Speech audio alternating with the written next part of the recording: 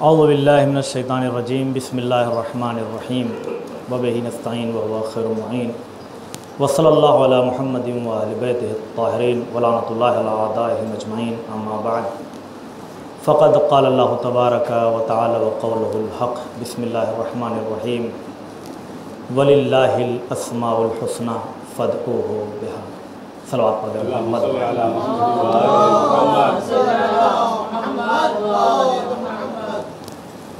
गुलामा ने इमाम हसन अलैहिस्सलाम की हसीन महफ़िल सजी हुई है।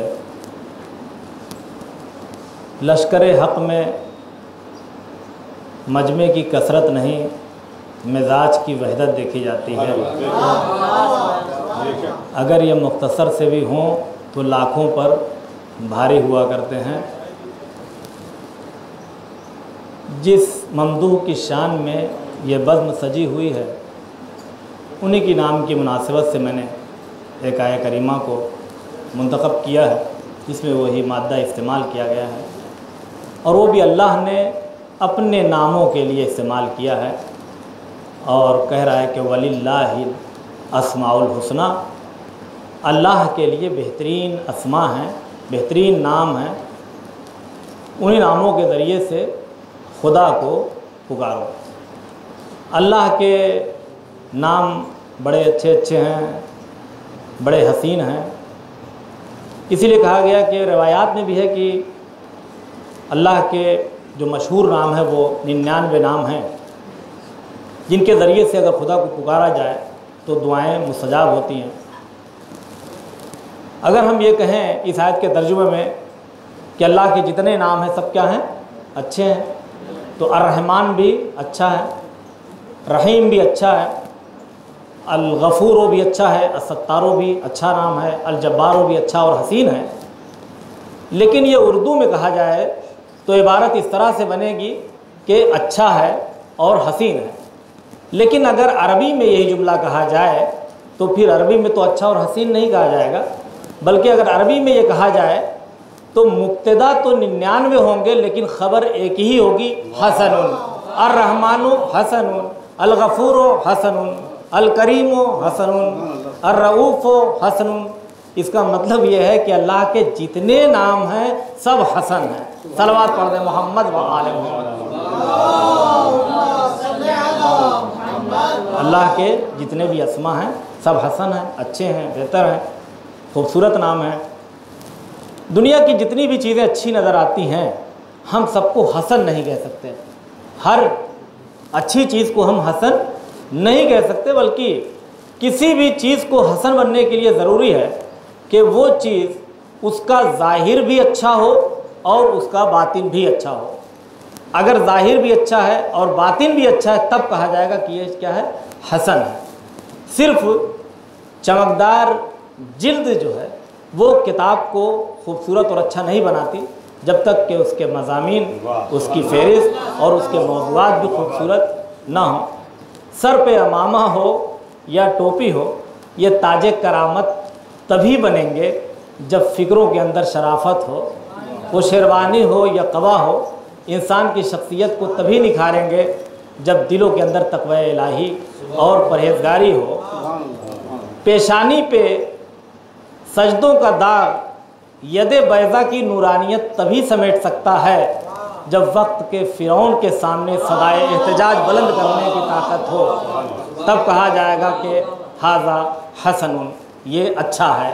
तो ज़ाहिर भी हसन हो, बातिन भी हसन हो, ज़ाहिर भी अच्छा हो, बातिन भी अच्छा हो। यही वजह है कि एक इदारा अपने स्टूडेंट्स का ज़ाहिर भी संवारना चाहता है, बातिन भी संवारना चाहता है। बहुत से लोग ये एतराज़ करते हैं कि हम जो चाहे वो पहने, हम जैसे चाहे वैसे रहें, हम जिस तरह का चाहे वैसा हेयर स्टाइल अपना रखें, तो जैसे चाहे वैसे रहें, सब कुछ करें, लेकिन शराफत नज़र आनी चाहिए, अच्छा नज़र आना चाहिए।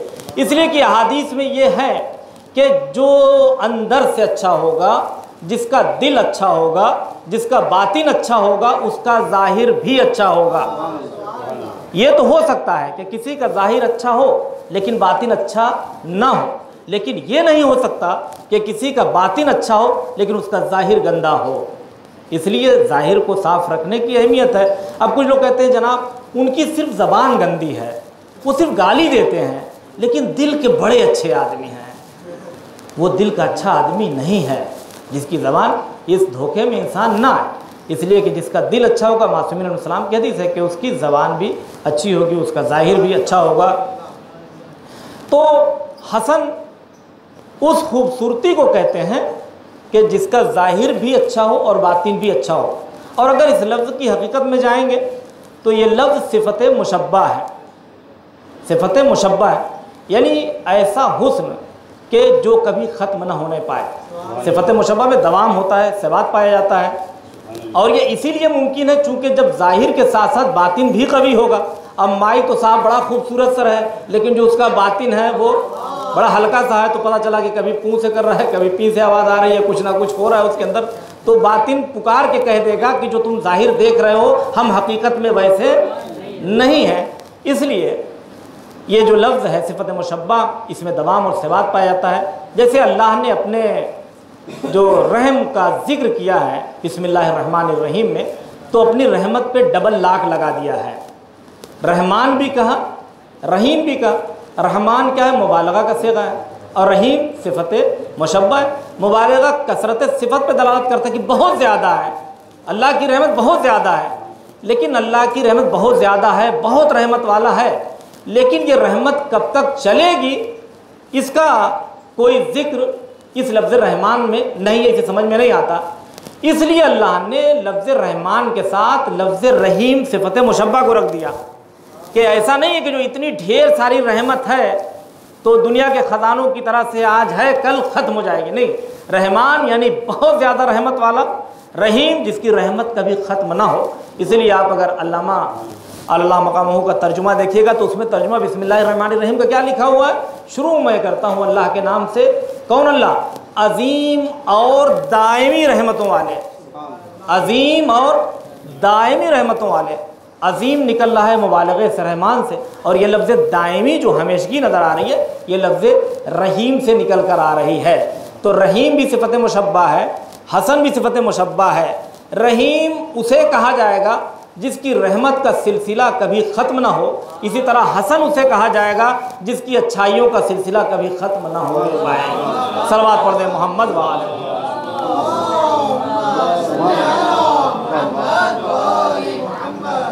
जिसकी अच्छाइयों का सिलसिला कभी ख़त्म ना हो। उसे बुरा भी कहा जाए तब भी उससे हुस्न ही सादिर होगा, चूँकि उसका ज़ाहिर भी हसीन है और बातिन भी हसीन है। और जिसकी फितरत में, जिसके नेचर में जो चीज़ रस बच जाए वो उससे वही चीज़ सादिर होती है। कहते हैं कि कूज़े से वही बाहर आता है जो कूज़े के अंदर हुआ करता है। अब एक खार की फितरत क्या है? उसकी फितरत यह है चुभना, और फूल की फितरत क्या है? खुशबू लुटाना। अगर माली भी टच हो गया खार से तो अब खार ये नहीं देखेगा कि मैं जो इतना खूंखार बना हूँ आज पानी पी पी कर, ये इसी माली ने मुझे पानी पिलाया जो आज मैं इतना तवाना और तंदुरुस्त और मोटा ताज़ा हूँ और मेरी नोक भी मजबूत, मगर उसी को चुभ जाएगा वो। और अगर कोई फूल तोड़ने के लिए उसे भी वो चुभेगा। इसी तरह से अगर माली या बागबान खुद उस फूल को टच करता है, मस करता है, तो उसके हाथों को भी खुशबू देगा। और अगर कोई गुस्से से उस फूल को मसलना चाहे तो उसके हाथों को भी खुशबू पहुंचाएगा। क्यों? क्योंकि उसकी फितरत में है खुशबू देना, उसकी फितरत में है खुशबू लुटाना। इसी तरह से अरबी के एक शेर का तर्जुमा आपके हवाले कर रहा हूँ सुल्लमुल अदब के जिसमें शायर ये कहता है कि मैंने देखा कि एक काला बिच्छू जो है वो एक पत्थर को डंक मार रहा था। तो मैंने कहा कि ऐ बिच्छू, तेरा डंक तो इस कवि पत्थर के सामने बड़ा कमज़ोर सा है, तो तू इस पत्थर को क्यों डंक मार रहा है जबकि इससे कोई असर नहीं होगा? तो उसने कहा कि मुझे इससे मतलब नहीं है कि सामने कौन है, मेरा काम है डंक मारना, मैं डंक मारता रहूँगा। तो जिसकी फितरत में जो है वो वही। और खुल्क़ हसन की जो तारीफ़ की गई है वो यही कहा गया है मलकतुन नफ्सानिया, जो मलका नफ्सानिया बन जाए, यानी जो नफ्स के अंदर रच बस जाए। ऐसा नहीं है कि कभी करे और कभी न करे। तो हसन वो है जिससे हुस्न हमेशा फूटता रहेगा, चाहे वो दोस्तों का मरहला हो, चाहे वो दुश्मनों का मरहला हो। अब चूँकि इमाम हसन अलैहिस्सलाम की सीरत में दोस्तों और दुश्मनों के साथ हुस्न सलूक कैसा रहा है, तो बस मैं एक लफ्ज़ कह दूं कि जैसे मैंने कहा ज़ाहिर और बातिन। अगर इमाम हसन अलैहिस्सलाम के दुश्मनों के साथ कैसा हुस्न सलूक है ये समझ में आ गया तो कायदे औलवियत की बिना पर खुद ब खुद दोस्तों के साथ कैसा रहा होगा हुस्न सलूक ये समझ में आ जाएगा। दोस्तों के साथ हुस्न सलूक करना, अच्छा रवैया ये बतलाता है कि आपका ज़ाहिर अच्छा है। दोस्तों के साथ अच्छा रवैया ये बतलाता है कि आपका ज़ाहिर बहुत अच्छा है, लेकिन दुश्मनों के साथ हुस्न सलूक ये बताता है कि आपका बातिन बहुत अच्छा है। इसलिए कि जब हम दुश्मनों के साथ हुस्न सलूक करना चाहते हैं तो एक दाखिली जंग छिड़ जाती है, नफ्स के अंदर गुरूर और तकब्बुर से लड़ना पड़ता है, कुव्वते गैज़ व गज़ब से लड़ना पड़ता है, कुव्वते शहवानिया से टकराव पैदा होता है। तो अगर इंसान अपने दोस्तों के साथ अच्छा सलूक करे तो ये कोई बहुत बड़ा मारेका नहीं है, बहुत बड़ा मरहला नहीं है। लेकिन दुश्मनों के साथ तो एक जुमले में और बात ये कह दूं कि दोस्तों के साथ अच्छा रवैया ये हुस्न सलूक है।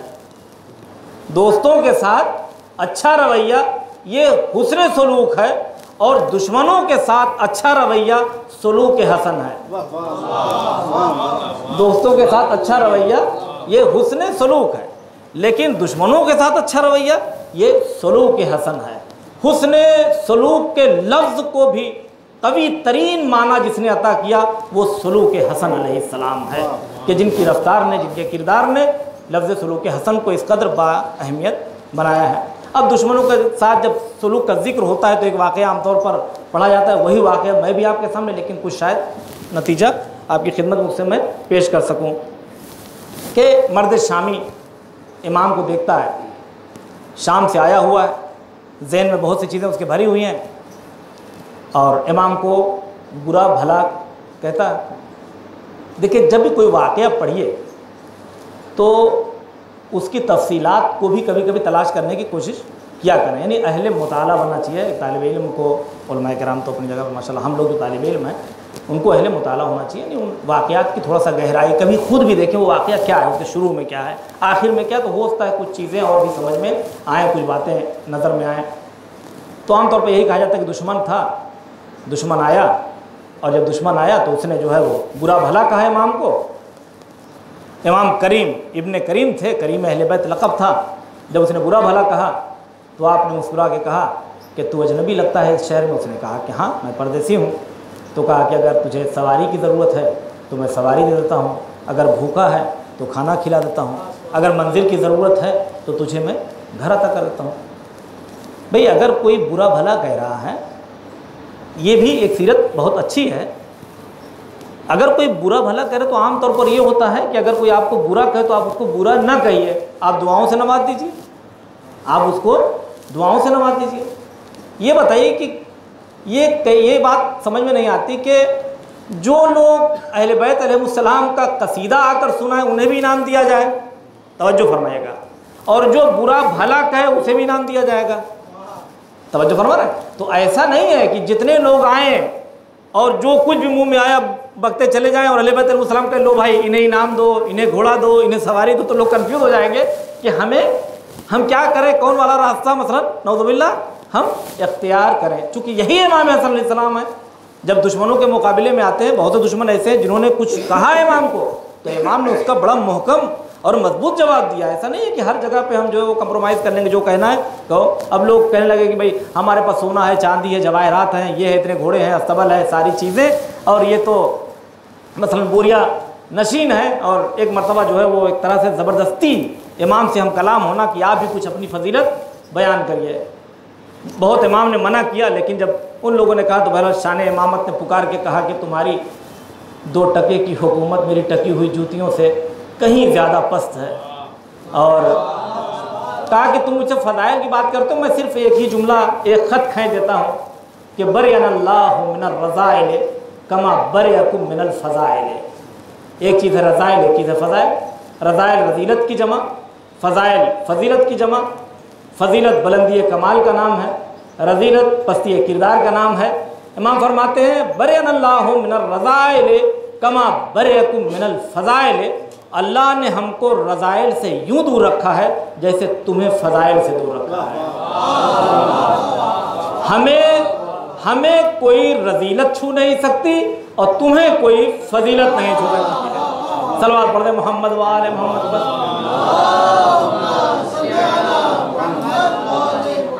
ठीक, तो ऐसे भी जवाब दिए और भी खत्म, अमली जवाब तक दिया है और ऐसे जवाबात हैं दुश्मनों के मुकाबले में। यहाँ पे क्या वजह थी कि वो कह रहा कि आपके बाप ऐसे थे, आप ऐसे हैं, ये है वो है, और इमाम कह रहे घोड़ा चाहिए, मकान चाहिए, खाना चाहिए थे, तो ऐसा नहीं गिरा। वजह ये थी नब्बाज़ कौम और तबीब उम्मत वही हुआ करता है जो बीमारी की दवा झोला छाप डॉक्टरों की तरह न दे, बल्कि अगर सनद याफ्ता है तो बीमारी की तहकीक करके इलाज करे। इमाम ने देखा कि वो आया कहाँ से है, शाम से आया है।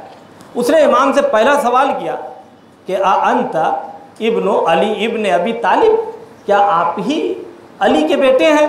इमाम ने कहा मैं अली का बेटा हूँ। बस शुरू हो गया कि अली ऐसे, अली वैसे, आप ऐसे, और आपका घराना ऐसा, आपका ख़ानदान ऐसा। क्यों, वजह क्या थी, रीज़न क्या था? वजह यह थी कि उसके जहन में बचपन से ये डाला गया था, खिलौने दे देकर अमीर शाम की तरफ से और छीन छीन कर अली के नाम से ये जहन में भरा गया था कि अली छीनने वाले का नाम है, अता करने वाले का नाम नहीं है। लिहाजा इमाम हसन अलैहिस्सलाम ने देखा कि इसकी जो जहनियत है उसमें अली के ख़िलाफ़ जो प्रोपगंडा डाला गया है कि अली की सीरत छीनना है, अता करना नहीं है, लिहाजा इमाम समझ गए कि ये नादान है, इसके पास मारिफत नहीं है। लिहाजा इसे बताना होगा कि जो अली तू सोच रहा है वैसा अली नहीं है, बल्कि मेरा बाबा अली वो है जो अपने कातिल को भी जामे शीर से सैराब करता हुआ नजर आता है। तू समझता है अली छीनने वाले का नाम है? बता मैं अली का बेटा हूँ, तुझे क्या चाहिए? अगर तू परदेसी है, सवारी का इंतजाम नहीं है, मैं सवारी देता हूँ घर का। तो इतना सुनना था, चूँकि जो कुछ जहन में लेकर आया था वो सारी दीवारें मुनहदिम हो चुकी थी। अब कदमों पे गिर के कहता है अल्लाहु यअलमु हैसा यजअलु रिसालतहु, अल्लाह ही बेहतर जानता है अपने ओहदे और मनसब को किसके हवाले करना चाहिए। आज के पहले मुझसे बड़ा कोई आपका दुश्मन नहीं था और आज के बाद से मुझसे बड़ा कोई दोस्त नहीं होगा। लिहाजा वो तारीकी जहालत जो असल नब्ज़ है उसे समझकर कौम का इलाज करना, और इसी तारीख़ जहालत को समझ लिया था बानिए तंजीमुल मकातिब अल्लाह मकामहू ने, जिन्होंने सारी कायनात में इल्म की शमा गांव-गांव, घर-घर, शहर-शहर, बस्ती-बस्ती, मुल्क-मुल्क, करिया-करिया, दयार-बदयार हर जगह रोशन की। और आज भी अल्हम्दुलिल्लाह वो रोशनी नज़र आ रही है। उसकी हिफाजत की ज़रूरत है और इंशाअल्लाह ताला इसी तरह चिराग से चिराग जलता रहे। और खुदावंद आलम जो भी ज़िम्मेदाराने इदारा रहे हैं और दुनिया में नहीं, अल्लाह उनकी रूह को शाद फरमाए और दर्जात आलिया बुलंद फरमाए। और जो लोग भी इस मदरसे की देखभाल कर रहे हैं, सारे मुंतज़मीन, मुदीर और तमाम अफराद को खुदावंद आलम सेहत व सलामती के साथ कायम हो, दायम रखे। अस्सलामु अलैकुम रहमतुल्लाहि व बरकातहू।